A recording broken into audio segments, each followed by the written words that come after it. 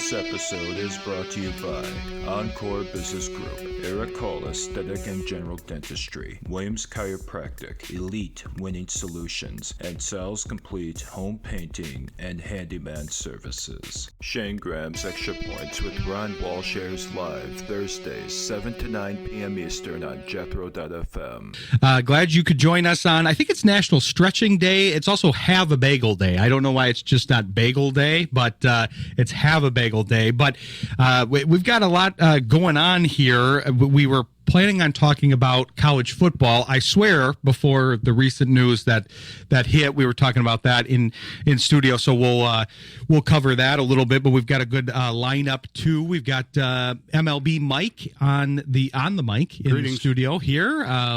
We've had some baseball news. Did they sign Finnegan? They did yesterday. I believe that came through. They did sign him for 2 years, and. Yeah, so that was one of the things they were hoping to do. He was solid last year, and they got Torres back. They got Torres back, and what's the other one? Well, I'm drawing a blank here. Well, Flaherty's still there. That wasn't a reason. Was it Flaherty? Okay. Yeah, they both could have jumped, and they didn't. They opted back in. Didn't. So that's a good thing, And Hinch had a good interview saying that's really cool that they wanted to be here. They both said, if it could possibly work out, I hope to be here. That's one of the biggest reflections of the change, I think, in the Detroit sports scene as a whole, because we've seen that with the Lions. I mean, the whole time that I've been a Lions fan or following the Lions, they've had to overpay to get players, and the Tigers went through that when they had to get Pudge Rodriguez, and then a bunch of people followed after that. Pudge then it got better. Pudge was the catalyst to that whole turnaround that, before then, nobody wants to come here. And, Pudge was probably the first star that actually took a shot and came over, and that kind of let other guys know that, hey, it's not so bad over here. They're building something. Yeah, he was the tipping point. He helped improve the pitching staff and then get other people over there. But that's one of the things I imagine we'll talk more about in the offseason with Shayne, who's in studio. He's back from his trip here. So welcome back, Shayne. Thank you. I want to talk about that at some point in the offseason. I think we could have some interesting discussions. We game planned a little bit last week about doing some motivation, some inspirational interviews and stuff. I like that idea. I think that's going to be right up our alley. And also talking about kind of some of the nuances of the offseason, and that's one of them, is that when you're a better team, things happen differently for a better team. I've been trying to coach people on this for the Lions because we've seen it change. When it was the old Lions that with the same old Lions that people used to complain about, the 0-16 team that I was at the 16th loss in Lambeau on like December 23rd, nice crisp cold game, but that team, every year it was you were focused on the draft. By mid-season, you were already looking at what the draft picks were going to be, what you were going to be able to get, who you were going to be able to poach off an opposing team's, the free agents, a practice squad guy that got cut for the 53-man roster. Now it's the opposite. Now they're on the other side. They lost both offensive coordinators, offensive and defensive. They lost a bunch of assistant coaches, and they're thinning out. But there's also some good things, which I try to tell people, which is, hey, there's guys that are re-signing probably at a lower amount because they want to be part of that team. They've established a culture, and I'm sure you've probably played in both. With bouncing around a little bit, you've probably had both situations where, like, hey, this is a locker room situation, this is a team I really like, versus they're kind of more in a rebuild here. Well, culture is a very funny thing. Some teams are able to establish it. Some teams are able to establish a good culture, and some teams are able to not have really any culture at all. I think one of the reasons they struggle in Cleveland is they have so much lack of continuity within their staff, within their players. I mean, you look how many quarterbacks they've brought in, look how many head coaches they've brought in. It's like no coach has really had a chance to truly implement what their core values are. And when you talk about a team with a culture, like what I think Dan's done such a good job with is his core values, and it's grit and it's being tough and together and everyone kind of being on the same bus and knowing what seat you're in and everyone rolling in the same direction. It's easy to say that, the little cliche statements and everyone's, core philosophy and all that. But when you actually can implement it, make it applicable to what they do day to day, the players want to hold themselves accountable to each other. The players want to trust each other. And I think sometimes when you just have a lot of good players, and yes, you might have a winning culture, I think winning culture is overrated. Successful culture is way better. And successful culture is more sustained. It endures. And winning cultures can be the programs that win every now and then you don't hear much from them. And then maybe they win every now and then. And sometimes that's talent driven. Sometimes the ball just bounces right. You get all the calls, whatever it may be. But when you're able to truly have a set of guys that would run through walls for each other and the coach, and those core values create a standard that no one wants to fall short on, it kind of creates that family bond. And when you think about like a tight family versus a non-tight family, that's the unconditional love that you have for each other, and you'll do whatever it takes. And I believe that when you have that positive mindset going along with everyone else locked arms with you in the same direction, it's that Sparta 300 type feeling that you can get. That's an interesting distinction with the whole successful versus winning culture. I guess I've never thought about it that way, but I would think that in your mind, the Lions would fall under the successful culture, the more recent Dan Campbell version. Obviously, they had a lack of success for a long time that's been well documented and chronicled in especially this region. But they do seem to have that. Even the win last week kind of reeked of that to a degree, because I did think their backs were against the wall. I thought that was going to be a tough one. Dallas was kind of red hot. They had a lot of injuries for that game, and those were continuing to stock up. They don't always play great on a Thursday because you're off of your schedule, but they pulled through and they just dug down deep, and maybe that's playing, with your brothers versus with just a teammate, or, with somebody that's more of a father figure. I know you talked about that when you played for Frank Beamer, that was playing for a father figure is a little different than like, hey, this is just the economics of I'm a coach and I'm paid this much and I'm in charge, and it's a little different to disappoint that person, especially modern day with NIL and all that kind of stuff, than it is a true father figure that recruited you since you were a young man, and has been an important part of your life and development. And you can even have that, I think, to a degree in the NFL. It's maybe not the same relationship, but there's still a difference in the relationships with the coaches, I'm sure. Absolutely. And there's always going to be those coaches that just command so much respect, but also have a human side to them. One thing that I actually really liked about coaching with Mark D'Antonio is he had a very stoic nature about the look on his face. If you didn't know him, you would think he was just stone cold, no emotion. But behind closed doors, he was like one of the coolest, like, father figure, caring, loving people, but also like, don't screw up or I'm going to come down on you type thing. And I think that's something that in the NFL, I just remember I had a short stint in training camp with Seattle when Mike Holmgren was there, and his nickname was the Big Show. And they said he's just so much larger than life that when he walks into the room, everything goes silent and everyone just freezes. And there's a good part to that, and there's also a little bit of how is he when things are calm? How does he treat people? And honestly, he treated people better than you would have thought if you didn't know any better. And I think that's probably how Coach Saban is. He's the guy when he walks in the room, pin drop. But also he's the same guy that could talk to his players and convince them that, hey, you've got to do right academically as much as you do this, that, and the other. And that's why he had a successful culture at Alabama and LSU and everywhere he's been.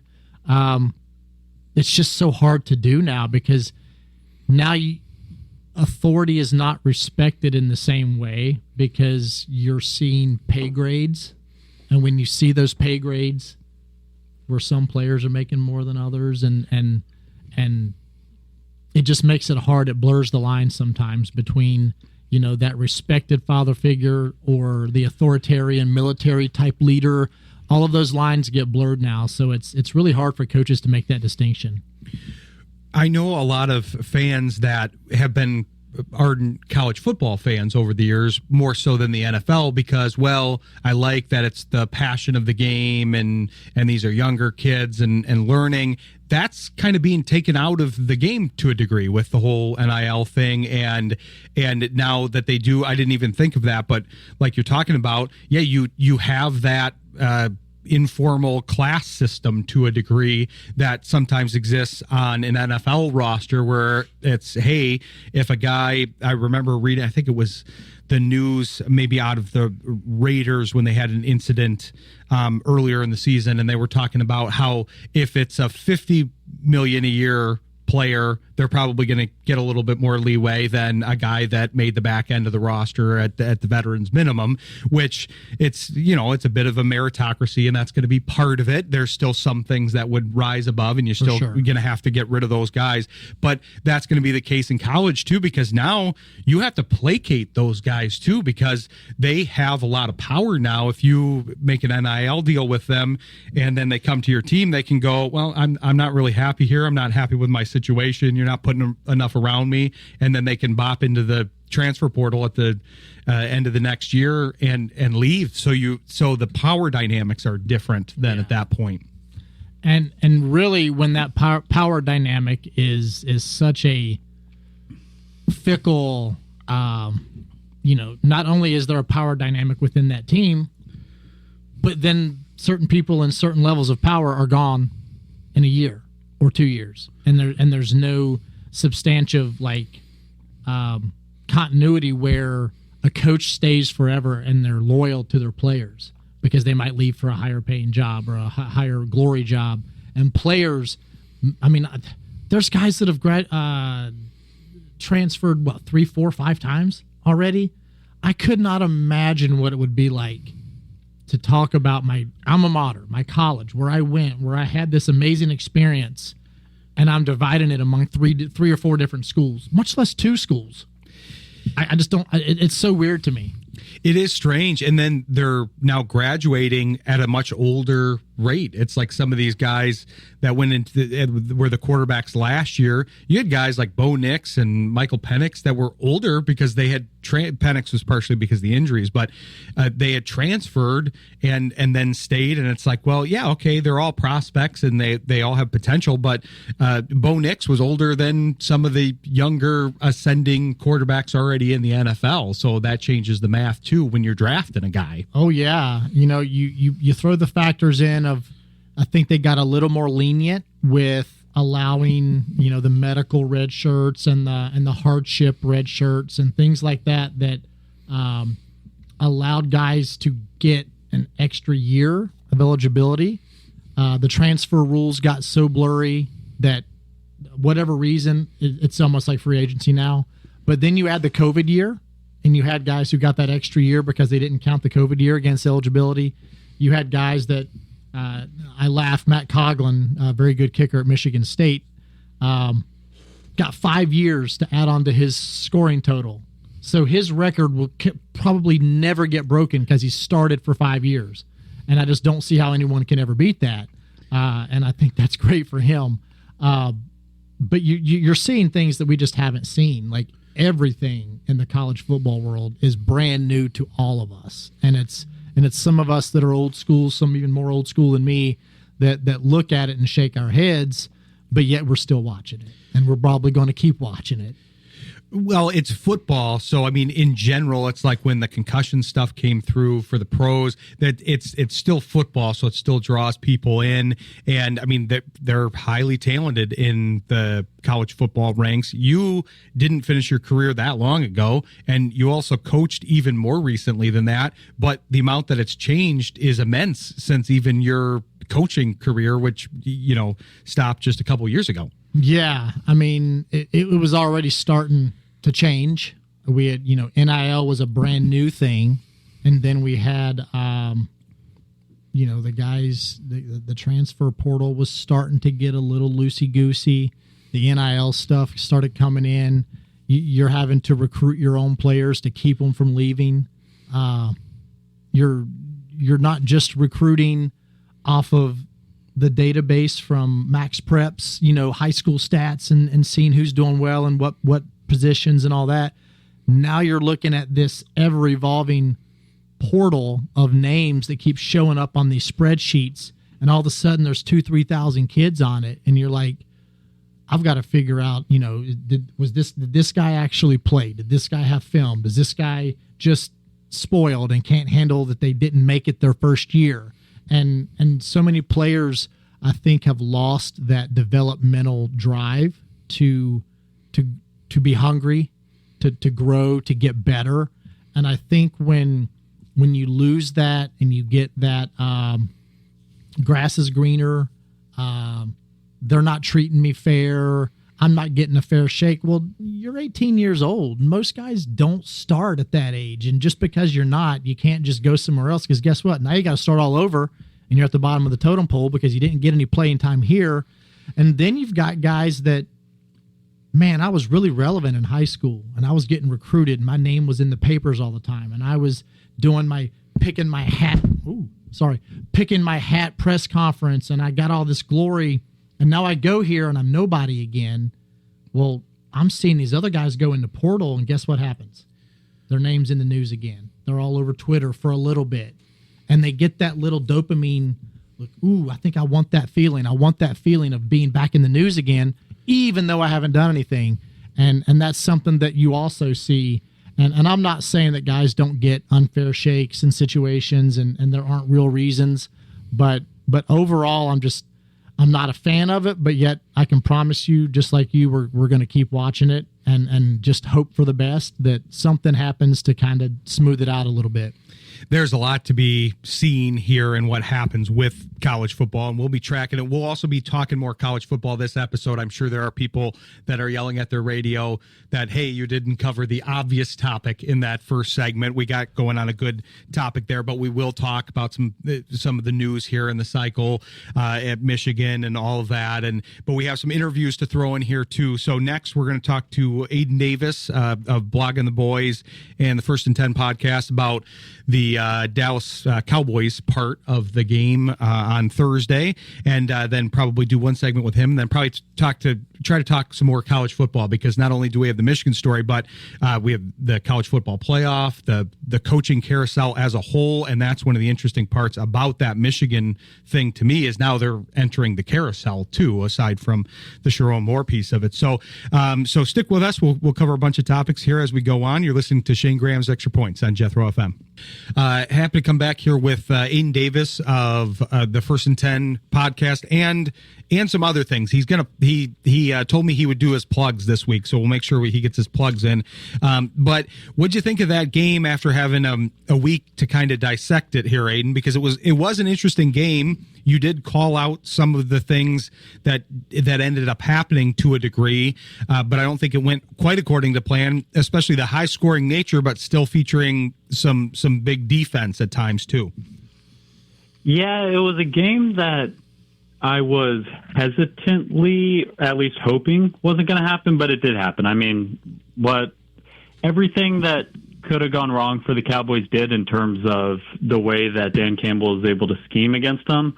I mean, attacking the secondary, hitting the outsides, the weaknesses on the Cowboys defense that the Chiefs and the Eagles weren't necessarily able to take advantage of in the 2 weeks prior to the Lions game. Dan Campbell did an excellent job.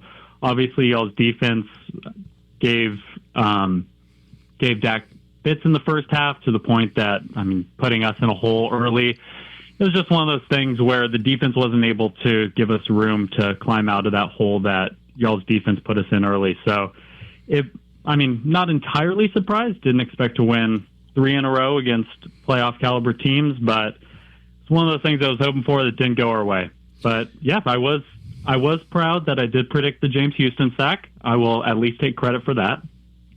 Revenge game. You had it right. He did have his moment. I was kind of happy about that. I always liked Houston when he was here. He just wasn't a great fit. But Shayne's back in studio with us this week, and we were talking about kind of culture and winning cultures versus successful cultures. And I'm wondering if this game kind of reminds you of that a little bit, Shayne, because our producer Mike was making a good point in the break, talking about St. Brown kind of powering through and having a good week last week. And obviously a guy like George Pickens has played very well for the Cowboys this year, but in the back of my head, I don't think I've said it on air yet, but in the back of my head, I just always have thought that that's going to end badly. I don't mean like I'm not trying to disparage the guy, but to me that's his tenure with the Steelers didn't go great, and he's been better with the Cowboys, but I was surprised because it seemed like the Lions kind of shut him down,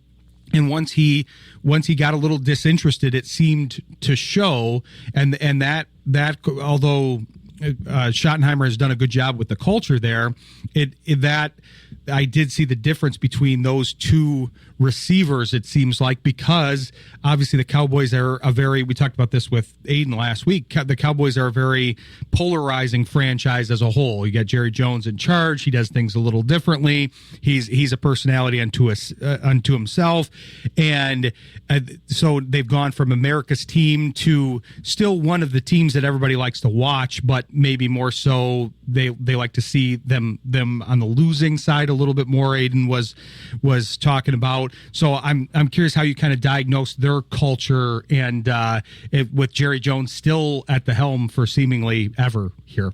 So it's so hard to truly know if you're not in the building and you don't see and hear and kind of get that, but it makes it so hard to believe that there's not some sort of mold festering somewhere. Just the little bit of negativity that just starts as one little patch, and slowly over time it spreads. Maybe it's there, maybe it's not, but I feel like there's always some sort of a distraction that kind of pulls people away, and there's a lot of noise. And I remember one thing that Belichick was really big on in New England. He had a big sign above the door as you leave the building that said, "Ignore the noise, the good noise and the bad noise, because neither one of it means shit." Excuse my language, but sorry. But it was neither one of those mean anything, because the good noise doesn't affect you, the bad noise doesn't affect you, and sometimes when you get that noise, it can come for good reasons and bad reasons, and if the reasons are distraction and non-football related, or non-parallel to your game plan or your strategy or your technique or the task at hand, I think that sometimes creates distractions that can sometimes fester into negativity that kind of spreads in a very contagious, like a contagion across that locker room. That's a great description of it, because it seems like, even because obviously the Cowboys have had a history of success. They had the era with Aikman and Emmitt Smith and Deion Sanders and Michael Irvin, where they were very successful. But that was a lot of personalities to manage even back in the day with Neon Deion and Michael Irvin, and a lot of the folks there were vastly different personalities. And although it was very successful as a culture, I don't know where that would kind of break down as far as a winning culture versus successful culture, because they were winning and they were successful, but it's hard to sustain that too. It over a long period of time, yes, but also, things were different back then, and when you would allow certain things to happen, it kind of hid the negativity. But what happens in today's world is negativity is exposed very quickly and easily, and like wildfire. The public knows more than anyone has ever known in the history of time right now. The public knows things so fast because of your Adam Schefters and your insiders and the leaks within the building. Back then, any negativity that happened, it could get squashed and no one would hear about it. And also, I think the the coaching staff and the organization probably gave those guys a sense of camaraderie and confidence that they could be a certain way, and there was no pushback from the authority, so that they kind of could get away with things. And you never want to, call it the inmates running the asylum, but I think sometimes in some of those situations it plays out in a good way because everybody's confident, everybody feels good, everyone has warm fuzzy feelings, everybody's a celebrity. It's hard to explain, but then when any of that negativity gets exposed, it crumbles really fast, and that's why I don't think something like that can sustain over a long time. Well, that makes me think of the Micah Parsons deal this year, Aidan, because Jerry Jones has obviously been used to kind of controlling the media cycle to a degree. He's the one on top. He knows how to deal with the media. He's going to push his narrative. But Parsons has his own popular podcast now. He's able to have a bigger voice. So that played out, I think, in front of the world a little more than maybe past negotiations that Jones has had to have, to Shayne's point. Yeah, I think that I really like Shayne's point about the coaching, and Shayne was, I think, hit the nail on the head. When you're dealing with a coach like Schottenheimer or McCarthy or Jason Garrett, those coaches who are more players coaches, then the vibe of the team is really dictated by external factors and how things are going on the field. Like, what's the vibe in the locker room like? How's the team performing? You don't really have that central direction where you had with like a guy like Jimmy Johnson, who players knew that good or bad, that it was his team. Players were following him. He was in control. But with a guy like Schottenheimer and a guy like Mike McCarthy, and I am a big Schottenheimer guy. Throughout this season, I've been really impressed with Schottenheimer, but he is very much a player's coach where, yeah, Parsons gets traded. He's not the one to set the direction at that point. Then you get all these external factors coming in. You get you lose to the Cardinals right before the bye week, and things just look bad. And so it's tough if you're a player's coach to turn that around, whereas if you're a guy like Belichick or you're a guy like Jimmy Johnson, where everybody stands behind you, then at that point you're controlling the narrative. You're not letting the media control the team's narrative. So, yeah, I think it's a lot of. I mean, the Cowboys, they're going to draw eyeballs. There's going to be buzz in the media no matter what. I think it's up to the coach to either in that and to get all the players behind him, or if you're more of a guy like Schottenheimer, to kind of let the players know that you're on. The players are playing for Schottenheimer, but he's not really the one setting the direction. Even though I love him, he's not that force that's just going to say, all right, tune everything out. This is our team. Like, we're ready to go. That doesn't really seem to be Schottenheimer's vibe. Granted, early, we don't really know, but from what we've seen so far, he's a lot more of the player's coach who's just going to sway with how things are going externally. That's a good point. I mean, and I remember, because we even talked about it last year, because Ben Johnson was basically the hottest coaching candidate, or one of them. And after the Lions beat the Cowboys last year, it was pretty apparent that they were looking for possibly a change there. And we were talking about Ben Johnson, and I always thought he wasn't a good culture fit at all for the Jerry Jones led Cowboys. That was the part that I think would have him hesitant, even if he liked what he saw in Dak Prescott and some of the offensive pieces. I just don't think he would have fit well there. He waited till he could get a regime that he was more comfortable with, because I think he passed on that Washington job. That I don't think he had interest in that Dallas job, all so he could work with an ownership group that would be more similar to what the Lions are doing with Holmes and Campbell. And that is part of working with Jerry Jones. You have to understand, hey, I'm trying to be a player's coach. I'm trying to appeal on that side and fall in line with the de facto leader that is Jerry Jones.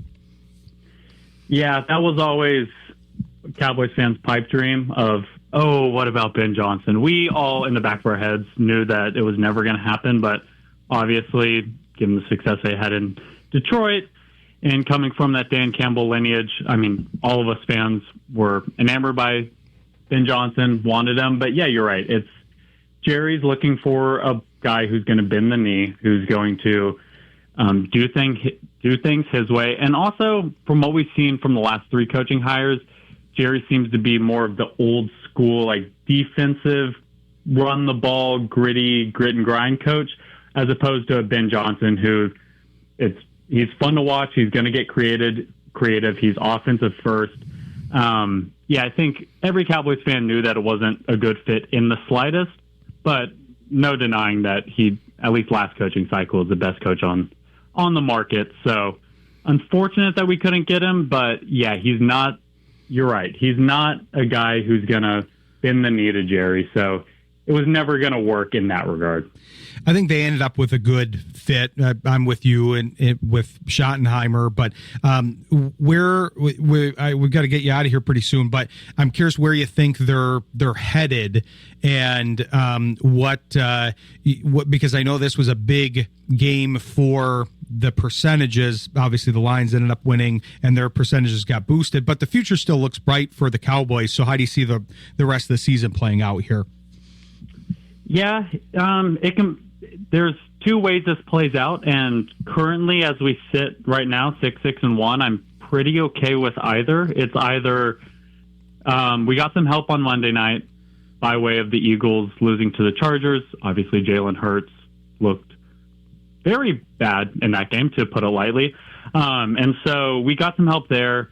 Maybe the Eagles drop 2 more, and we're able to backslide into a division win, which is unlikely, but at this point, it's the Cowboys' most likely road to the playoffs, is somehow stealing that division from the Eagles. We need them to drop 1 game to the Bills and then 1 game to one of the Raiders, and then they have 2 games against the Commanders. So losing a game against the Commanders or the Raiders at this point seems unlikely, even if the Eagles aren't looking great. So more than likely, the Cowboys are going to miss the playoffs, and in that case, we now hold 2 first-round picks, 1 from a Parsons trade, 1 from whatever pick we'll end up getting. So you miss the playoffs, you assume you're around like that 16 spot. If the Cowboys can build, maybe get an edge rusher with 1 pick, cornerback with another pick, start to build up that defense again. Obviously, you're firing Eberflus this offseason, the defensive coordinator. That 1-year experiment hasn't worked out. So I don't know. You come back next year with a revamped defense, hopefully a new defensive coordinator. Your offense, if you're able to retain Pickens, your offense stays pretty consistent. There's hope for the future. I think after that loss, Cowboys, the odds of a playoff berth are slim to none, barring an Eagles collapse at this point. Which you never know. There's still a lot of season left, but hopefully for the Cowboys' sake, they can make a bit of a run. But we appreciate you joining the show. Great analysis on both sides of the game, and hopefully we can have you back on when we run across the Cowboys here later on, or next year, or whenever. But look forward to following you in between. Be sure to tell us where the listeners can follow you here. Yep, on Twitter. Aidan, AIDAN _Davis _12. You can hear me on Chop Sports on occasion. It's a regional sports network out of New Jersey. And you can read my work on Blogging the Boys. So those are the 3 main places you can find me and interact with me. But always appreciate your show and love joining. Be sure to follow him. It's great stuff, as you can tell from the interview. And we'll look forward to talking to you again here and crossing paths with you later. Awesome. You have a great night, Ryan. All right. Thanks, Aidan. Appreciate it. Thanks to Aidan Davis. Appreciate him coming on. We're going to have Chris Perfett on here in a little bit, but we got to talk some college football. One of the topics here with Shayne in between. So stick with us. You're listening to Shayne Graham's Extra Points on Jethro FM. Good conversation with Aidan Davis there. We're going to get Chris Perfett on the line here after the next break. But yeah, we got to make sure to build in some time for all the college football news, and I'm trying to think of how to address it, because I was going to try to address the Sharon Moore stuff in the first segment, because obviously that's important to Michigan fans. We have one Michigan fan in the room here in Mike Baruta, and there's a lot listening to us, and but we also want to handle the subject matter in the normal way that we handle things, where it's not, we don't like the clickbait stuff and to go immediately to that. But I had forgotten. I knew that they both coached there, but I didn't think to think that they had maybe coached at the same time. I'd forgotten that Shayne had run across Sharon Moore in his coaching career. He had such a long playing career that I try to keep track of who he played with there. But then it's funny how small of a world it can be in football. When you're outside of it, then you don't have a lot of contact with anybody. But when you're inside of it, it's like, hey, there's actually not that many people that actually make it to the NFL and make it into the coaching ranks.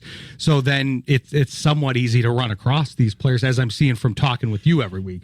Yeah, I started my coaching career at Central Michigan, and there are a few coaches that some of us were former players at certain times, and Sharon and I became friends. He was a former offensive lineman at Oklahoma, and had some success in his career, and then soon after both of us left, or soon after I left Central Michigan to go to Michigan State, he takes the tight ends job at Michigan, and kind of his career went from there. And we stayed in contact with each other, and I had somewhat access to Michigan when I would be around the building there sometimes when I got out of coaching. But it's surreal. I think a lot of people are still like, every time something comes up, they're just like, whoa, we don't really know what to think or say about it. I mentioned earlier, he comments and likes a lot of my social media posts and my wife's social media posts, because he's met her and been in a social surrounding with her as well. And, she posted something about my birthday the other day, and he liked it yesterday, like early in the day before, things went down. No, I don't know if he has someone running his social media or not. I don't know that, but that was a normal occurrence, because that's something that just normally happens. So he didn't think anything of it, and then all of a sudden it was like the news starts hitting, and then it was like one wrecking ball versus another kind of kept coming in, telling more, and tough thing to just gather as a Michigan fan, or even not a Michigan fan. Well, that's one of the reasons I wanted to have this discussion to a degree, because we can make a lot of things information now. Everybody becomes information. Oh, that's a football player, and it's a piece of information. But these are all human beings, and this is a multifaceted situation that is going to continue to unfold. So I'm sure there's a lot of pundits and radio folks that are jumping in on, here's this opinion, here's that opinion, but it's really too early for some of that stuff. I think it's important, kind of as you're alluding to, Shayne, to keep in mind the human element of this, that there's a lot of people that are impacted by this, not only the program, but obviously Sharon and his family, and then the young lady that was involved, and and because that's the part that I lament. I'm on the outside, you were on the inside of this stuff, and still are on the inside to a degree. I lament at the fact that people more on the outside, where I am, feel like they can comment on these situations, like on social media, and say very aggressive things and things like that. That's the part that we don't really want to encourage or breed anything in that range. Mike's a Michigan fan, and you've seen a lot of these types of situations unfold as a fan, and there's a lot that remains to be seen here. Yeah, the news is just coming out. You're going to hear everything. We've talked in past weeks about the Scooble situation with the Tigers. Don't believe a darn thing you read on social media, because most of it is somebody out there armchair quarterbacking it, and they just get to say whatever they want, but too many people buy that. Same thing with this situation. Yeah, it's sad. Incredibly stupid by the guy. I mean, I cannot get over it. A few years ago at State, Tucker did the same thing, and they've got it made, and for some reason they got to go and pull something like this. And I feel sorry for him, but I hope the university can land on its feet, find a quality coach, which I'm hoping, being at Michigan, hopefully we can get a quality coach coming down the road here. But, that's not a given. It just throws just a big old mess into the upcoming bowl season. I mean, he started yesterday morning, by all accounts, getting ready for the bowl game on New Year's Eve, and by the end of the day, he doesn't have a job. So, and in jail. So, yeah, it's sad. It really is. I feel for the guy, but I got to shake my head, too. And like you said, there's a lot that's going to unfold here, and that's why because we'll be on the air every week. We'll be able to update this situation.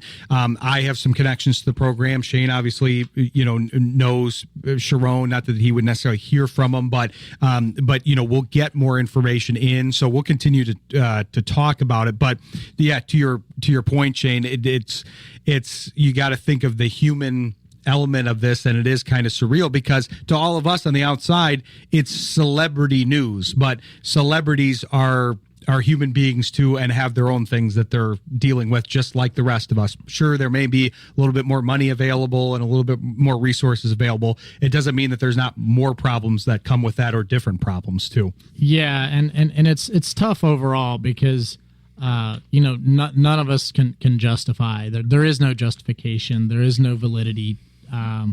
Bad decisions and actions were made with consequences that affected that young lady's life. Now she made her decisions as well in this thing, and he made his decisions. Unfortunately, now his family has to face the backlash. Her family has to face the backlash. The university. But also all of those guys on that staff, now their questions are up in the air because are they going to be gone because a new coach that comes in is going to clean house? You just don't know. So there's a lot of things at play there, but I think the one thing to remember is it's so easy for all of us to spout off how dumb and how stupid, and yes, we all know that, but we're all human and we've all made our own mistakes. And some of us have made bigger mistakes than others, but not all of us has had every single mistake broadcast on the news to the world. And I think that's the part that's tough. And I'm not saying anyone's asking for sympathy to him.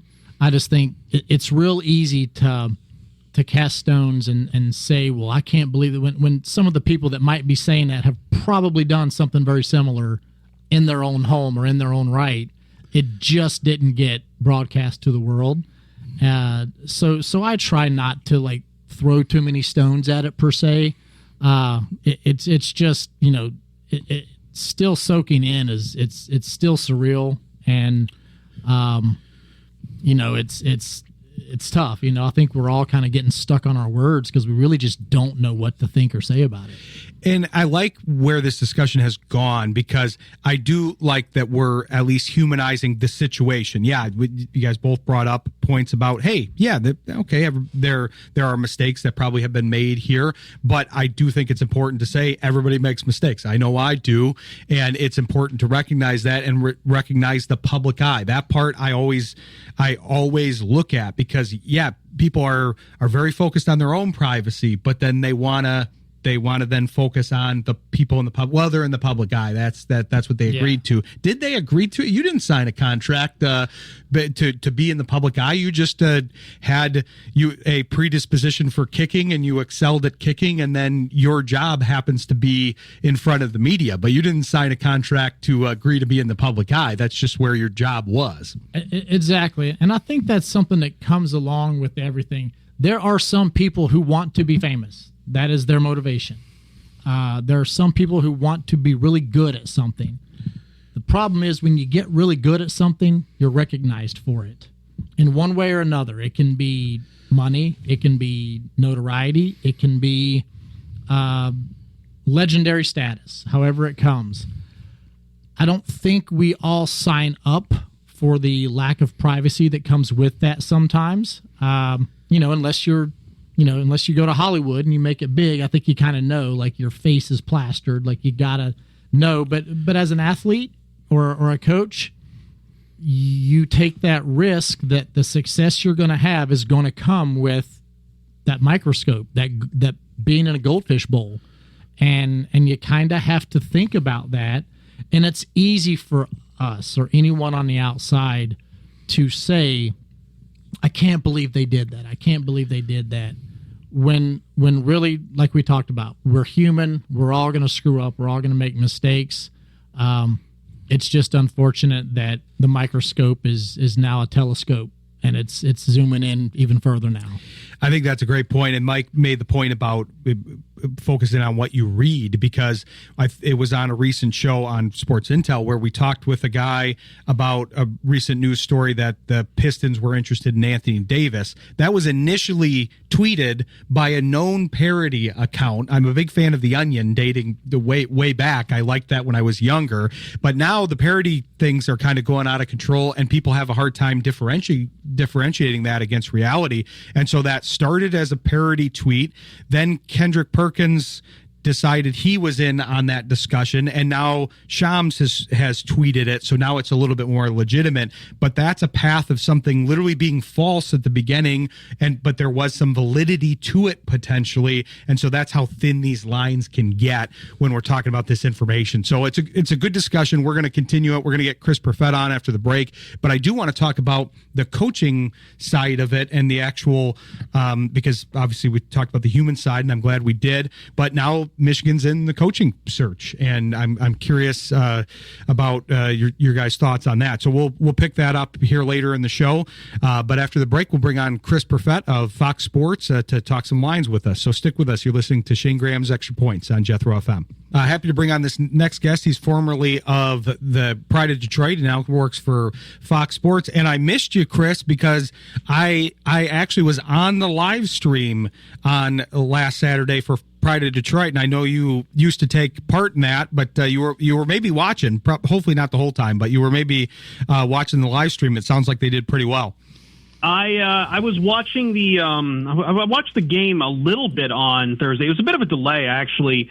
At work, we usually have this holiday party around every first Thursday of December before everyone takes off, and usually I try to win. Here in Los Angeles, there's KOST that has tickets to a Disney party all night at California Adventure. This is like my 6th year of entering, and I had it. So I listened to the entire game best I could on a 2.5-hour road trip down to Anaheim. It was hell, but Disney at the end of it, I guess. Well, that's good. You got your trip to Disney. Is it Disneyland out there? Disneyland out there, okay. Yes. Orlando is World. Is the World. Yeah, it's a much smaller park, but it's the older one. Well, what'd you think of the game here? Because I know you cover kind of a more wide variety of topics in your new role and aren't just Lions focused, but from both sides, what were some of your takeaways of the game and the season so far here? So yeah, it's funny enough you say that too, because I was also in town in Detroit for the Thanksgiving game. I took my mom up there, and it's been, I still kind of keep up with every game, and I go through a ton of the numbers just because it's like everyone asks my opinion on it. At the end of the day, I thought the Cowboys game was absolutely the get right game. We talk about this streak now the Lions have that's now 3 years without losing back-to-back games, and they're going to need to kind of get out of this holding pattern of up down if they're going to really make a push here in the NFC, which is just unbelievably. I think I've heard there's a lot of people I think have gone around saying this season doesn't feel like the NFL is that strong. I kind of disagree. What's missing is some of the teams that people expect at the top. The Ravens are at the top. The Chiefs are at the top. The Lions look a little bit weaker, but I mean, we just watched this past weekend. The Chicago Bears went from the number 1 seed in the NFC to the 7th seed. There's a video game I like to play called Dark Souls, which is kind of known for its intense, insane difficulty. And the NFC kind of looks like Dark Souls right now. It looks incredibly tough, incredibly tight. The Lions have really no room for error, and they need help at the end of the day if they're going to make the playoffs. If you're a Lions fan, you're kind of rooting, unfortunately, for the Packers to keep their lead and for the Bears to lose out at this point. Because they're probably the best one. Never say never. The division might be in reach, but it seems like the Lions' path that's going to be to the playoffs is probably going to be through a wild card. I know there's only about a game and a half that separates them and the Packers, but the Packers have kind of looked like just an absolute unit. And they have some. I know they play the Broncos and the Ravens coming up here, but it's not done yet. Each time the Lions take a loss, I know it gets very depressive. I know a lot of the issues come out, and I think those issues are worth discussing because they are going to damn this team at some point. But you got to look at what's coming up Sunday, a road trip to Los Angeles against a Rams team who I still think is the heavyweight in the NFC. And you're just really hoping you can build on something to make a statement here. Well, on that Pride of Detroit live stream that I was on with Jeremy and the crew, Jeremy asked me, did I think they had a chance to kind of continue on and make a run? I'm with you. I think the wild card is kind of the route to the playoffs, but also I do think, I mentioned, obviously we knew about the Branch injury by then. I think it's worth talking about the injuries and the fact that they were rolling last year. They got to that Buffalo game, and Anzalone, to a degree, was kind of the straw that broke the proverbial camel's back. Now, this year, you kind of wonder what that's going to be because they've been rolling along and really pretty successful for the amount of injuries that they've had. But now you're losing one of the top safeties in the league to go with another hobbled safety, and I can't believe how they've cobbled together that secondary. Those reserve guys have done great, but like you said, at some point something's got to give.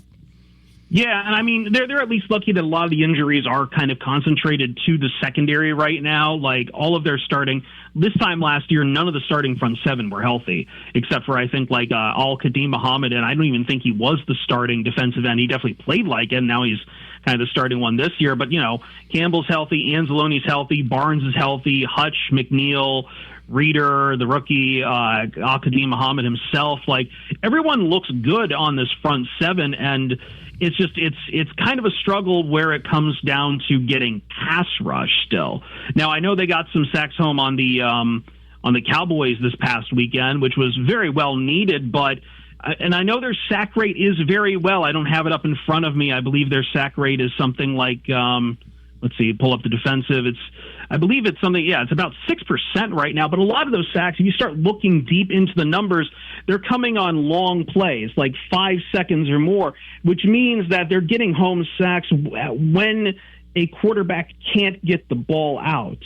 Now, that kind of starts to become more of an issue when you have less effective DBs to cover those receivers. Would I like them to get home faster? Sure, absolutely. But absent of that, you kind of need. I mean, it could fall apart in that regard that they're just not going to get. They're just not going to stimulate, and they're just not getting the same kind of takeaways they did last year. I believe the interception rate is fairly down compared to last year, and that was always kind of the big trick of this defense last year was you get them in the 3rd and long, and then Kirby Joseph makes a play. Well, now you got Brian Branch out of the equation, and it's gonna be interesting to see. I think a lot of their issues actually stem a lot more on just the consistency of this offense right now, but not a lot of the defensive stats besides that have really changed. I know we get into too many injury-related discussions, but it really is one of the prominent things. That was one of the Shayne makes great points every week, but that was one of the points that I want to kind of get into when we get into the offseason a little bit more. But the whole idea of where are these injuries coming from? You talked about some of the non-contact stuff, moving to that in practice and all of that, but they do seem to be piling up for the Lions, but they're also going with that next man up, and they do have that culture, like you make the analogy with the seats on the bus, and people are moving up that bus, and that bus is still rolling. It's still staying on the road. Yeah, I mean they've prided themselves in their scouting ability. They've kind of every team needs to be able to do that at the end of the day, but you really have no other option. I think it's a little easier sometimes to replace defensive talent, at least in certain areas, versus, definitely parts of the offense. Like when if you get injuries to your starting offensive lineman, it becomes a lot more troubling. Like, I know they've done a pretty good job with Mahogany out for a while here to kind of shore that up. But if Kirby, what is it, if Brian Branch goes down for a while, and they can work out someone like they've got Avonte Maddox in the depth. They've got Khalil Dorsey. They got some other guys, just kind of Daniel Thomas. Like they've kind of had a lot of this depth they've kind of like pinged on. I mean, look, like Terry and Arlen went on IR. They've kind of leaned towards Rock Ya-Sin. Am I going to say Rock Ya-Sin is as good as a player of Terry and Arnold? No, but like he can keep up with the targets you ask him to keep up with, and it's just yeah.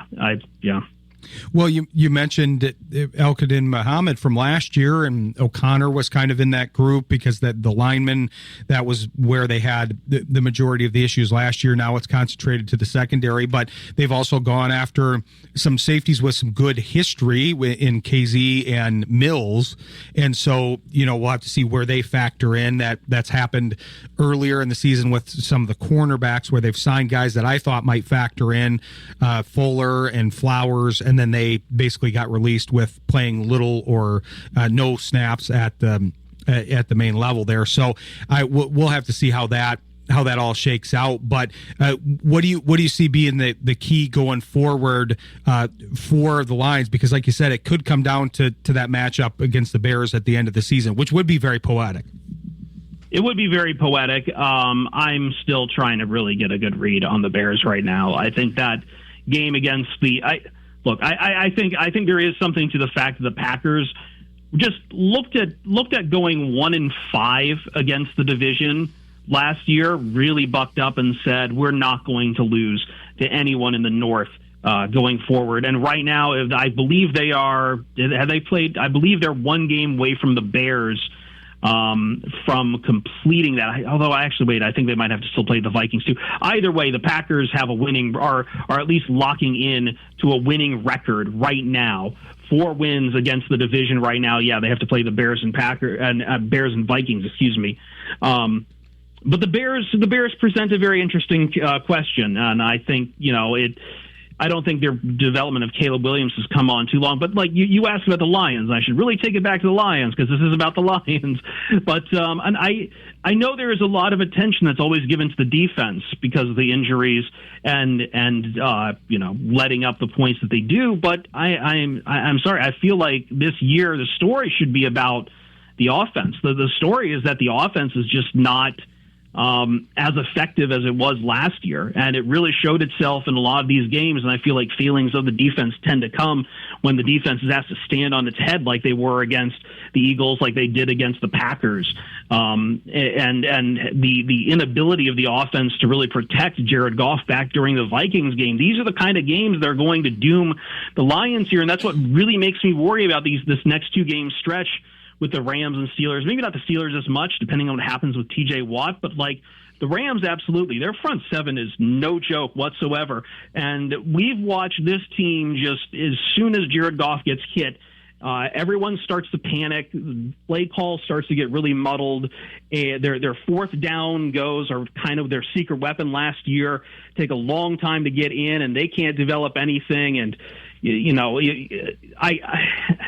It's frustrating to kind of unpack the offense because on one hand, they're still putting up the points they need to, but then you just watch them in a schematic. I mean, I hate to use the words put on the tape, but if I put on the tape, I can absolutely tell when Jared Goff is thrown off his game. I can tell when this offense is struggling to get in plays and not sure what to do and not sure how to protect against a really good front seven. And that's ultimately like, if they're going to win these last few games and at least get themselves in a position to get the help and get in, they need to show more of what they were last year on the offense. We saw a bit of flash at the start of the season, but it's just not here right now. I mean, they got some of that mojo back against the Cowboys game, but that's also the Cowboys defense, one of the worst in the league. I think, who was it? Bomani Jones kind of called them the Make-A-Wish Foundation because they make everyone's dreams come true. And I'm inclined to agree with that. And they had ticked up a little bit over the last couple weeks, but yeah, the start was very rough for them. And you highlighted some of the issues on the Lions side. You've got the interior of the offensive line that's been new and then had issues. I think the Laporta injury kind of got lost in the shuffle of the defensive injuries, but that he was having a great season. So hopefully they can continue to use that successful culture that they've had and that we referred to earlier in the show and keep it rolling. But we appreciate you coming on and covering them for us here. Tell people where they can follow you here in the meantime. Sure. I'm over, do most of my posting on Blue Sky over Twitter right now just because I like the audience over there a little bit. So Perfett on bsky.social. Fox Sports Radio. I'm kind of part of the End Zone Radio crew on the weekends, and if you ever tune into the Colin Cowherd Show or the Dan Patrick Show on Monday mornings, I am usually the one giving out the injury reports for Fox Sports Radio affiliates. It's been a great little time. I'm doing a lot more time as an update anchor now because this is just where I like to be. I like doing the news, and you can hear me on Fox Sports Radio doing the news. Be sure to tune in and catch Chris on there. We started talking to him when he worked for Pride of Detroit. Now he's moved over there, so it's fun to see the career movement, and we wish you the best on that. But hopefully we'll be able to talk to you again here soon. Sounds good. Take care, guys. All right. Thanks, Chris. Thanks to Chris Perfett. Appreciate him coming on the show. We've got Brock Vierra coming on of Rams on SI soon here, but we'll do another segment. I want to get back to the coaching conversation here with Shayne and Mike about the Michigan situation, because I think there's some interesting directions this could go. So stick with us. You're listening to Shayne Graham's Extra Points on Jethro FM. From the Scully Statewide Moving Studios. Country with a Twist, Jethro FM, 1530 AM, WYGR, Wyoming, Grand Rapids, 94.9 FM, Grand Rapids, 99.5 FM, Lowell, and Jethro South, 980 AM, WAKV Otsego, Plainwell, 98.9 FM, Otsego, and 105.1 FM, Kalamazoo. Available worldwide at jethro.fm. Mike was updating us that there's more news flooding in here on the Michigan side of things, which, like we said in the previous segment, it's going to continue to go that way. I thought we did a decent job covering kind of the human element. I'm curious now on kind of the administration side and the coaching side, because one of the things I want to cover later in the show is the coaching carousel, because we've talked about Virginia Tech's part, your alma mater, Shayne, in that coaching carousel. But it always interests me with all the movement that we have in college, and we talked about NIL and transfer portal and all of those things. The coaching uncertainty seems to be at an all-time high here too, because they move around a lot and have continued to move around a lot. And also it seems like they can get fired earlier and more often than it used to happen. I don't have statistics on that, but it seems like the frequency has increased there. So now I compared it last week to it's kind of like musical chairs, and when the music stops, you don't want to be left without a chair. And now Michigan, I understand that it's mitigating circumstances that they're actually entering the journey to get a new coach, but in the music starting now, but a lot of those chairs are filled. So now you've kind of got to start it at an interesting time, especially with the transfer portal being active soon and having to work that element of it, both saving your players like Pat Fitzgerald had to do at Michigan State, being hired late, and trying to get new acquisitions for the team based on whatever coach they hire. It'll be interesting. Part of me thinks they may stay internal. I don't know if there's more speculation that's been put out. I have no idea. I think sometimes if you stay internal, you get less turnover. And you have, position coaches and coordinators and people that are used to dealing with these players, and players are used to dealing with those coaches. You already have a certain amount of respect and trust and all of that. I think when you start anew, it's always a big question mark. When Dan Mullen was fired, late season with University of Florida, he had gone to 3 New Year's games, bowl games, winning seasons every year. Bowl game the year he was fired, just didn't win the bigger games, so he got fired. Well, the grass on the other side of that was Billy Napier. Nothing against Billy Napier, but didn't come anywhere close to the success that Dan Mullen had. So completely revamped the entire staff. And when you do that, I think you take a risk. Unless you bring in someone that's just so over the top that they can have a grasp of everything. I think it's tough. And now that you've got, this musical chair situation where the talent pool that's out there is going to be limited because they've already been courted by other people and already settled into their contracts and already started to try to build their staff. So now you're going to have a whole different guy. And who knows if there's going to be more firings that happen as this end of the year comes along. There can be some more people that get fired. You never know. But how many of those marquee names? Because Michigan's not going to take, in my opinion, I can't see them taking a lower division coach that's going to be a first-time Big Ten, first-time, major player head coach. I almost see them kind of pulling within ranks and bringing somebody in so they can keep some continuity and kind of keep the flow of that building, because I've been in a building where there's a complete change and it is a weird vibe and it's really hard for the players to overcome.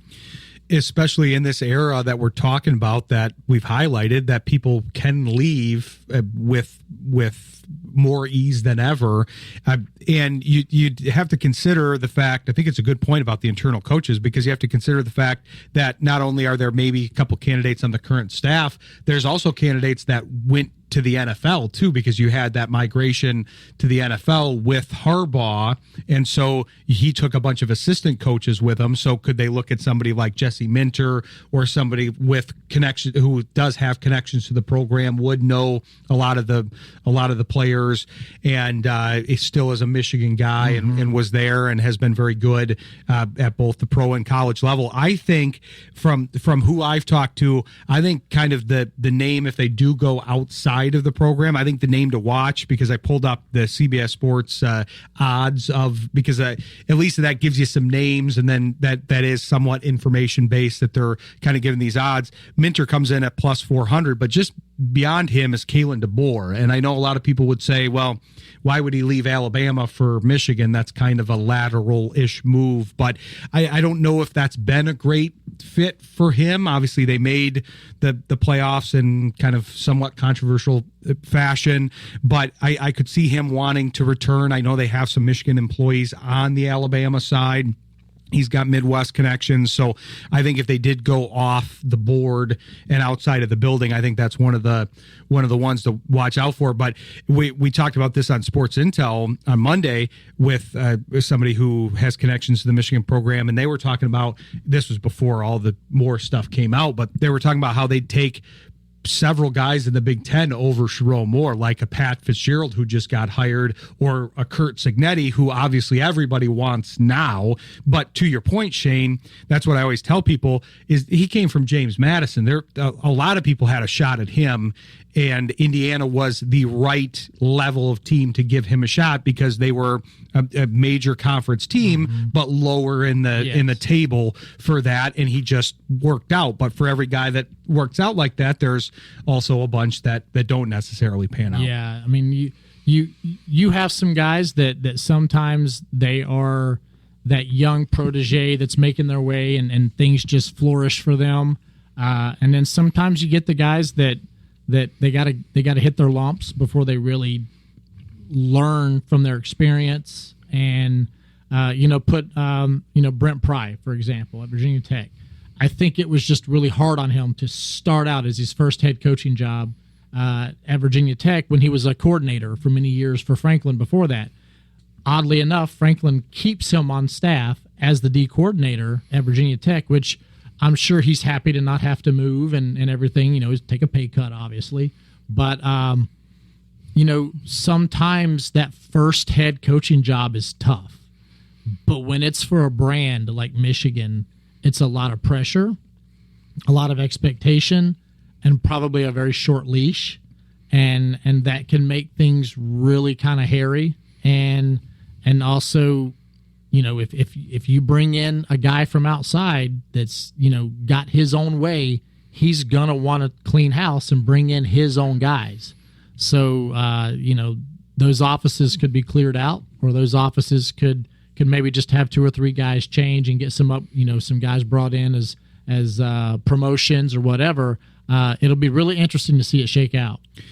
and I think this was a conversation in one of the breaks, but we were talking about how obviously we talk a lot about culture on the show, and not even specifically about the Moore stuff, but all of the things that have gone on in that building in the last couple years. They haven't really been away from allegations. It's been different allegations. Now it's the Moore thing, but before it was all the stuff with Harbaugh and the Connor Stallion stuff. So I could also see them wanting to go that route and then bringing in a new guy that does want to clear things out a little bit to say, hey, we got to reset. We got to hit the reset button here. So that, but like you said, there's a lot that comes with that.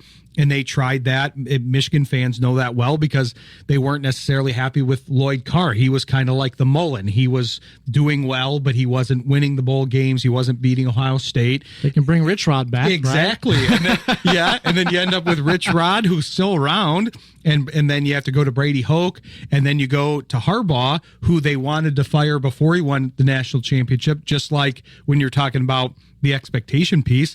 That's what happened with Ryan Day last year. They wanted to fire him after he lost to Michigan. And then what did he do after that? Well, he just won the whole thing and won the championship. So we can be too hasty with some of these things too.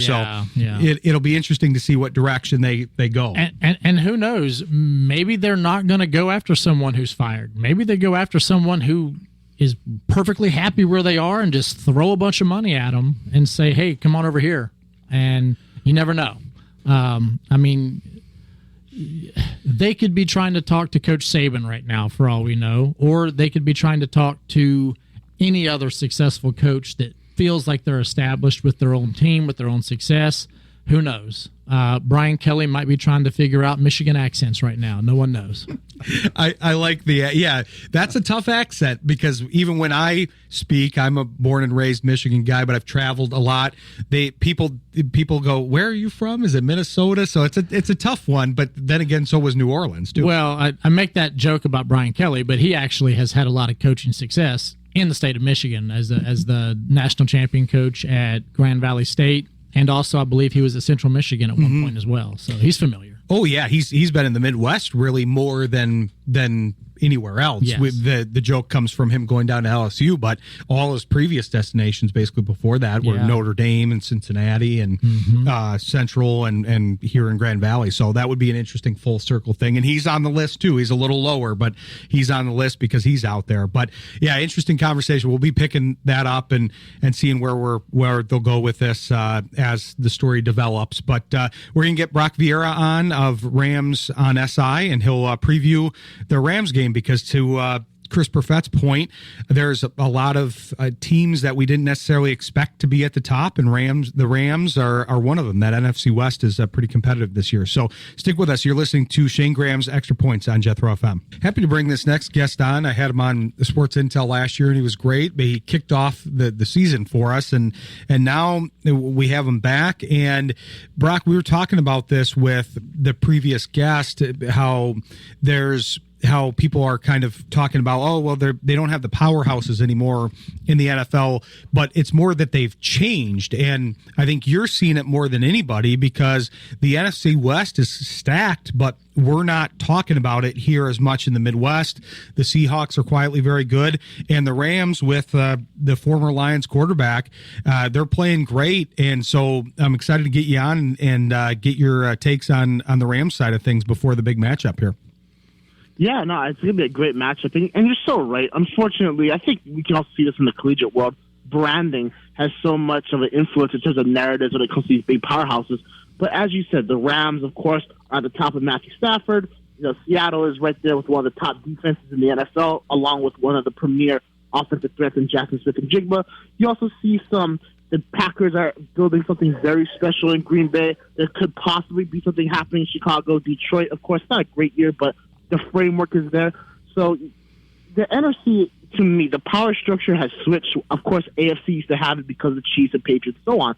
But now this is the NFC's moment, and you see these guys start to rise to the top. Well, you mentioned the Chiefs and the Patriots. Who knew that it was going to be the latter that was going to be the strongest team this year? The Chiefs are one of those perennial powers that's struggling a little bit more than we thought they might.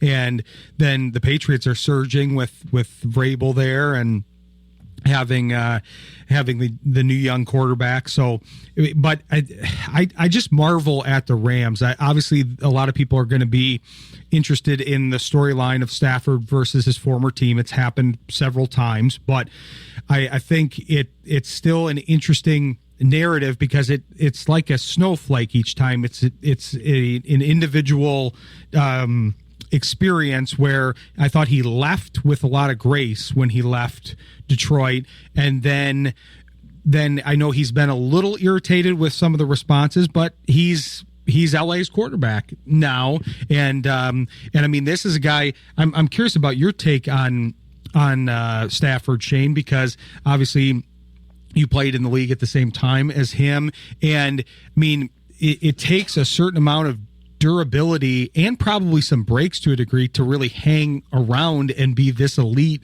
for this long, because this is a guy that I didn't think his back was going to hold. When he was in Detroit, he really had some issues with injuries, then went over to LA. He's battled those, but he's I don't know if it's an improved offseason routine or what he's doing, but he's really had a great amount of durability over there with the Rams. Well, I think one thing we're learning is that he's always been really tough. Like we've all kind of seen how tough he can be as a player. But these quarterbacks make so much money. The advantages that you can have with an unlimited budget when it comes to physical treatments and the nutrition and the science that you can find to kind of keep your body fine-tuned. We always had coaches that told us our bodies were our race cars, and how we treated our body is how we took care of our race cars to make it ready for race day. He is an F1, probably the highest grade F1, type of guy, and I'm sure he's getting it taken care of in the best way possible. But also, there's a lot of that is mental, and it's how do you he's always shown that he's been tough in certain situations, and I think that when you have someone who has a mindset that can stay through things and get through a little bit of pain and get through a little bit of injury and go through the treatment and do all the things it takes to make yourself ready. Some guys are above average pros, and a pro is someone that does anything and everything when they feel like it and when they don't feel like it. And when you're a guy like that, I think that kind of gives him kind of that competitive edge. I mean, we saw it with Tom Brady. You see it with some guys. I don't know for a fact that this is kind of how he is. I'm just assuming, but I think that mindset probably is something that kind of gives him a little bit more of that sustainability. I think it's a great point, and we saw the development of that here in Michigan, and now he's continued because he's getting to the point where he's played over there with the Rams for a long time now, Brock. And when he left Detroit, there was a premature discussion, radio style discussion, basically saying, hey, well, is he a Hall of Famer? Because we always like to jump to those things too early, and well, he didn't have a lot of the accolades that he needed. Now, at his advanced age, he's having an MVP caliber season and has clearly put together the resume. That's neither here nor there, but it's amazing to me that this is the season that he's now in the top ranks of the MVP discussion here. Yes, and I think the general consensus for all of us entering this year was that Stafford either needed one MVP-type season or two really good seasons to solidify his candidacy for the Hall of Fame. There's actually one stat that came out, and it's in NFL history. There's been certain occasions in which a quarterback has thrown for at least 3 touchdowns and recorded 0 interceptions in at least 7 games. And I believe it's happened 5 times, and 4 out of those 5 times, the player won the MVP. When you are able to play at that high of a level to the points being made, it's something inside. You could give me 10 times the resources Matthew Stafford has, and I would give you 1/100th of the production. There's just something about the way he commands the room, the respect that he has in the locker room, the relationship that he has with the Rams coaches. Not a lot of people in general can have the confidence, ability to go out there, say what they want to say, and then go out and execute. And that's what really separates himself Stafford from everybody else. I'm sure you guys saw it in Michigan for all those wonderful years that you guys had him. I think the true difference. Oh, sorry, continue. No, go ahead, Brock. I think the true difference for him this year is that he's had the one element that he hasn't had with the Rams yet that he did have with Detroit, and that is that athletic, big-bodied wide receiver who he can throw a 50-50 ball to at any point and know that at the very worst, it's going to be an incompletion. At the very best, it's going to put up points, and that's Devontae Adams. Since losing a guy like Calvin Johnson, yes, the production has been great, but there's been a lack of that final surgical throw. And we have seen it before at Cooper Kupp. But when he has the ability at this age to have a much bigger target, the production speaks for itself. It does, and I'm marveling at what he's been able to do, but also not that surprised to a degree. But I'm curious how you see this game kind of playing out here, because the Rams are rolling. They had kind of the one anomaly against the Panthers. The main thing that I guess surprises me, in addition to the Stafford piece, is I remember a couple years ago they seemed to be spending in a way that it was kind of going to be a zero-sum game for them, where they were going to spend themselves out of the future and they were playing for the present. But now, lo and behold, they've got one of the younger teams in the league actually now, and they've got that young defensive front. They've got a lot of young pieces in there, and even though they have an aging quarterback, he's aging like fine wine, essentially, as Shayne was talking about, and now you've got those young guys there with them. It seems to be elements coming together where this team could make its mark in a somewhat wide open NFC right now. Yes, and that plays into Stafford's production, right? There's that youthful vigor in him because he's surrounded by so many young guys who are able to go out and do spectacular things. Some of these elements he may have not had in previous years. No offense to Cooper Kupp, but it was clear that his age had caught up with him after a while. For that Rams roster, I want to go to that. I'm glad you brought that up. There was the era of blank them picks, of course, where they were spending crazy, go out and get Stafford and Jalen Ramsey. And also, a part of that was all the capital they traded in order to go and select Jared Goff back in 2016 before Sean McVay even came into the picture. After that, the organization had to ask themselves some very tough questions after the 2022 season. And for Sean McVay himself, he had to ask some tough questions about how he approaches things, his personality, how he views things. That offseason, they went on an entire revamp. It was Les Snead, Sean McVay, the brain trust within the Rams, which also includes Jacksonville Jaguars general manager James Gladstone. And they said, hey, let's start from scratch and let's build our team with the characteristics of the players that we want. And that's what they've done this whole time. And that's why they've been able to hit on all of these draft picks. Because regardless of what you see on film with a guy like Puka Nacua, he is the quintessential Ram in terms of his character, his behavior, and just his attitude. Say the same things about guys like Cameron Kitchens, or a player like Jared Verse, or even a player like Braden Fisk. And because of that, that's how they were able to bring in so many guys and kind of raise them in this Ram system. And that's why they're such an effective unit. When it comes to the Detroit Lions, I mean, you guys are essentially Rams 2.0, and the Jaguars are Rams 3.0 in terms of having Brad Holmes as that, the builder of the team. Some of the same things, right? Dan Campbell's not going to bring in a guy that doesn't match a Dan Campbell attitude, and that's why when it comes to this game, I'm seeing this as a I can't even speak anymore. One of those contests where they're going to take on the personalities of the head coaches, and that's why I think it's going to be such a great matchup. Yeah, I'm hoping so. It's a big game for both teams, and it's a marquee matchup, but it really feels like the Lions kind of have more on the line. But both sides, like you said, there's so many connections between these two teams. Not only did they trade quarterbacks, and those quarterbacks still remain in those positions and are two of the most prominent quarterbacks and have become intricate parts of their franchises now. We're kind of, I think Goff just crossed over to playing more games with the Lions than he played with the Rams. Stafford obviously had more games under his belt, but he's played a lot of games with the Rams now. And so it's going to be an interesting game, but I'm curious what you see as kind of the keys to the game, because obviously we talked about some of the matchups and the teams kind of being built in similar images, but what are the individual matchups and maybe the units that you're watching that you think might kind of determine the game here? So actually, I think when it comes into this matchup, the Lions have the advantage. The Rams are taking this game as serious as possible because there's so much that can go right or wrong for them, especially since they have a game the following Thursday against Seattle, which could determine the division based off what happens in this Lions game. However, the Lions have two elements on their offense that I think the Rams have struggled, that I know the Rams have struggled to handle defensively this season. The short, quick passing game with receivers who can add yards after catch, and then also a rushing attack that is able to rotate running backs. The first part, I'm going to reference the Week 5 loss for the Rams against the San Francisco 49ers. In that game, I was sitting in the press box, I was enjoying my chicken wings, and I could not stop marveling at the fact that somehow Jerry Rice came back from retirement to suit up for the 49ers again.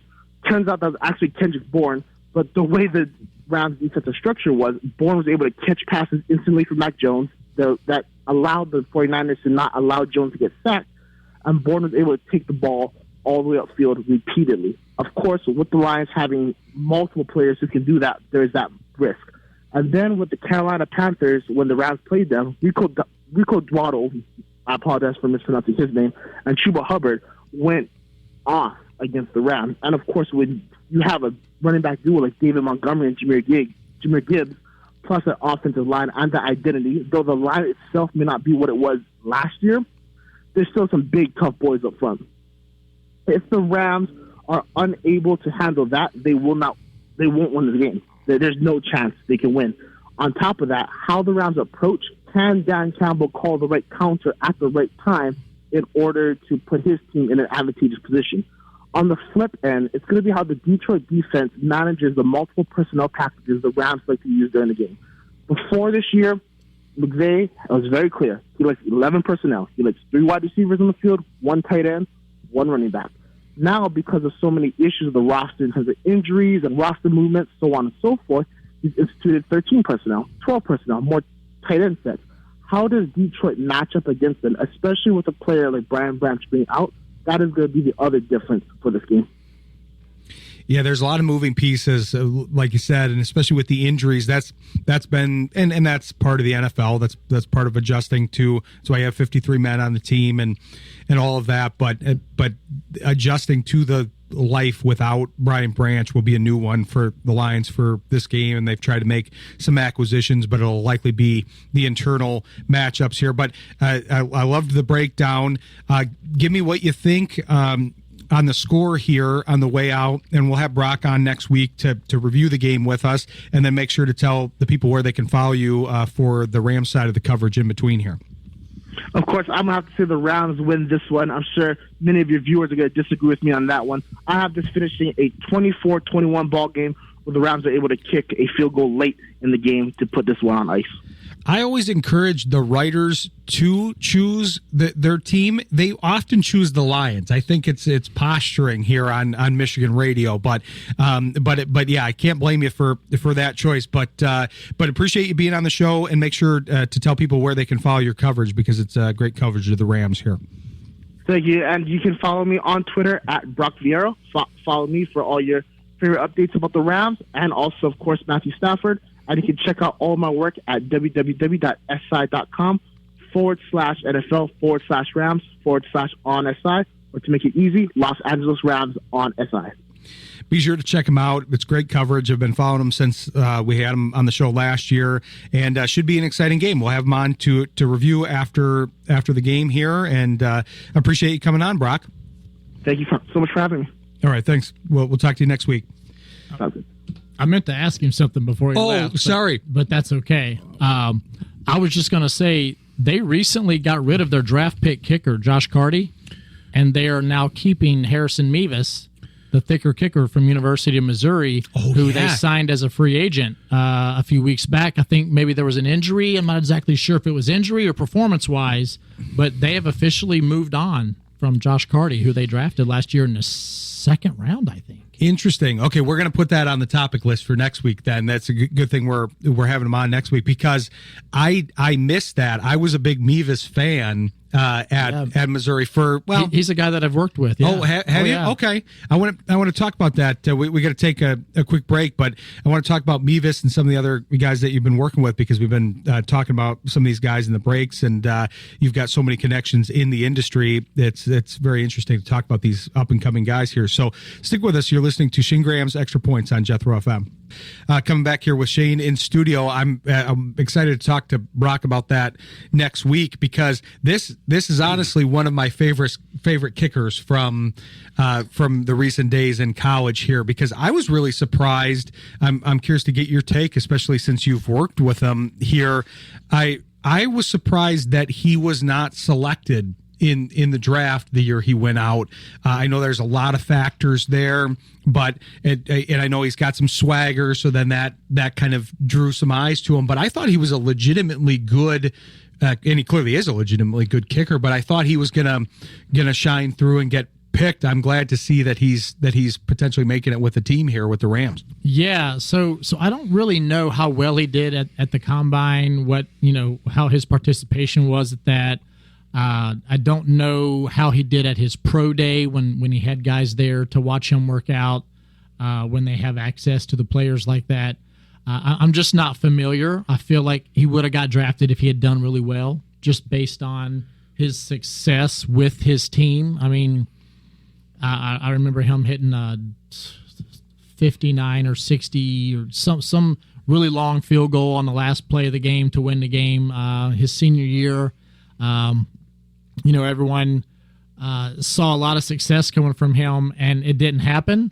But you know what? When I came out of school, I thought I was going to make it immediately, and it took me almost 2 years before I made it. So, the timing is always a big factor. Where are the opportunities? Are there guys that he might have been better than who are starting? Maybe. But if they haven't done poorly, there's no need to get rid of them type stuff. So when you have the timing of only having 32 guys, and when you might bring in a guy on the practice squad, sometimes if somebody's not doing that great, they got to move them up, or they can be poached by another team. And it's just it's a musical chairs for kickers as well. I played musical goalpost for quite a few years in my career, where I would go from team to team filling in for injuries, and it can be frustrating, but I hope he finds a lot of success there, because it seems as though they are kind of creating that Lou Gehrig, Wally Pipp type situation, where now he's the next man up and the other guy's moving on to different pastures. The kicking part is just so interesting to me, because it is a very unique position. I feel like it's even, I don't think we have this same, you coach punters and are very intimately involved with that too. I don't feel like, do you kind of view punters and kickers the same way, as far as they're not as transient, it seems like, as kickers? I don't know why that is, but it's occurring to me now as we're talking about it. Kickers, because there's that pressure, and because it's a little bit more quantifiable when you're missing a field goal. You can muff a punt, but that's harder to tell, and usually it's a little bit more sustained. We don't even know, you would, but most of the layman fan wouldn't even know if somebody's really kicking a punt the wrong way. He meant to put it into one corner and he put it into another. We wouldn't know situationally. You would, but that's interesting, that dichotomy there. What I think happens there is there's a few things. One, when transactional changes happen with punters, you don't know about it that much unless you're a fan of that team. If the Lions parted ways with Jack Fox, I'm sure we'd know about it, right? And they brought somebody else in. But if a team that we don't keep up with changes, we're not going to know about it. We might know more about it if it's a kicker, because you're going to hear that name, fantasy football. You're going to have different ways of finding out about it. So that's going to be one part. The next thing is, I think it takes a larger sample size of data to know that punter isn't quite cutting it. And I think what happens is, you might have a guy that hits a couple bad punts, but hits a couple good punts. His data size is sampled. It's only 4 punts or 5 punts. Hard to make a cut release call off of that. A kicker goes in and misses 2 field goals in one game. Okay, let's get another guy. Like, it can happen much quicker. You're right. So I think that sample size of data that has to happen makes the decision making a little less urgent or less impulsive. And then it's a matter of, you get a guy somewhere. Has he done well long enough to keep a little bit of a leash? And sometimes you'll have that with kickers and punters, but kickers are usually the ones putting points on the board, so that's just kind of what we notice the most. It's a good point because, I think about that with punting in general, and the fact, like you said, it is a little bit harder to identify, and you're only keeping an eye usually on your punter, whereas the kicking thing can be a little bit of a snowball effect too, because you miss 2 kicks in that game, that's going to be in your head for the next game. Whereas I don't know that I see that same type of snowball effect with the punting side of things, where if you shank a punt, I think most of them are just like, well, I've hit 1,000 of them in a row. True. Yeah. I'll be able to do it because the eyes aren't on them in the same way, to your point. And you might lose 20 yards of hidden field position. And 20 yards isn't necessarily going to make or break a game. But in a league where the parity of wins and losses, I think the average is possibly right around 3 points, or maybe at least within 1 score. But I think at one point it was right around 3 points. So 1 field goal can be a huge difference in winning or losing a game. 20 yards on a punt is not going to be a make it or break it type situation.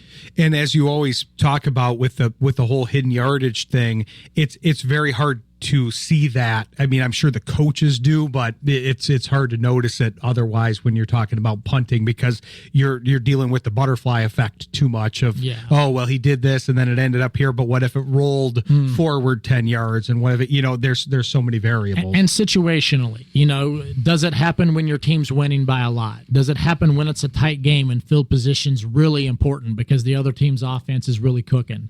What situation is going on? Sometimes just because of the situation of the game, a player can have a poor performance and they're going to get a little bit longer leash than, say, it's a tight game and the situation that's, you're punting out of your end zone and you hit it 20 yards, the other team gets the ball on the 20, 30-yard line, they're already in field goal range, versus you're punting from your own 30 and you punt it only 30 yards instead of 40, 45, 50. And all of a sudden, they still have to get a couple first downs before. So your defense has a chance to somewhat make up for it. And the other team has to execute in order to get into scoring position. Those situations can play out, and it's luck of the draw. But, either way, it takes a really bad play timed up with a really bad situation before a punter really gets any recognition of, man, that punter really choked for us, or whatever people might say. I don't know what negative things people ever say about kickers and punters, because I just don't believe in it. So no, as you shouldn't. You spent a whole career proving people wrong and rightfully ignoring the comments of people that couldn't kick a 5-yard field goal, let alone a 55-yard field goal. But yeah, interesting stuff. I want to continue the college conversation. We got to take a quick break, but I asked Shayne before the show. I had discovered a story about the Tokyo Toe in Hawaii, a kicker that basically taught himself how to kick. And Shayne, like most of this world, because he's so connected in the special teams world, has had some contact with him. So I'm curious to get his take on this kid, and then we'll close up and we'll come back and close up the show. So stick with us. You're listening to Shayne Graham's Extra Points on Jethro FM. This is Ryan Walsh. If you're hurting or feeling sick but can't figure out what's wrong, and you've been everywhere only to be told, we're having a good conversation about football in general and kicking, and we were talking about, because I like this Mevis story. I'm glad we get to talk about it with Brock Vierra next week, because hopefully he sticks there.